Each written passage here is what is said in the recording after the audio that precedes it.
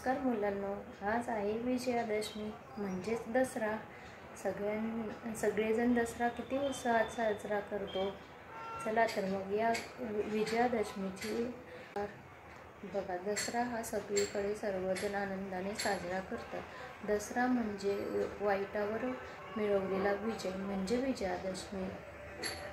असुराचा वध करून मिळवलेला विजय म्हणून नवरात्रामध्ये दसरा उत्सव साजरा केला जातो।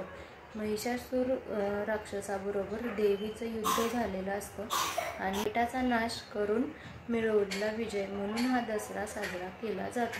तसंच पौराणिक कथा राम आणि रामायणामधील ही दसरा साजरा करण्यामागे एक कथा आहे। जेव्हा सीतेला रावणाने पळवून नेलेलं असतं तेव्हा लंकेला राम, वानर सेना सगळेजण जाऊन सीतेला परत आणण्यासाठी जेव्हा युद्ध होतं रावण आणि राम यांच्यामध्ये, तेव्हा रामाने रावणावर मिळवलेला विजय हा म्हणून दसरा साजरा केला जातो। खूप ठिकाणी रावणाची मिरवणूक काढून त्याचा पुतळा उभा करून त्याचं दहन केलं जातं। बघा, रावण म्हणजे काय तर आपल्या देहामधले वाईट विचार, आपल्या मनामधले वाईट विचार यांचे दहन करून दसरा विजय मिळवला म्हणजे विजयादशमी होय।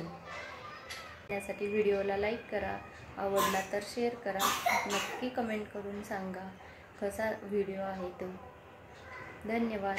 लाईक करा, शेअर करा आणि सबस्क्राईब करायला विसरू नका। भेटूया पुढील व्हिडिओमध्ये। सगळ्यांना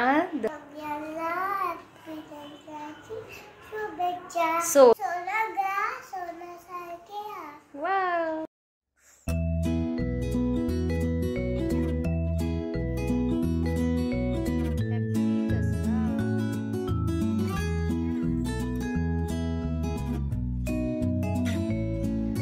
दसऱ्याच्या सर्वांना खूप खूप शुभेच्छा।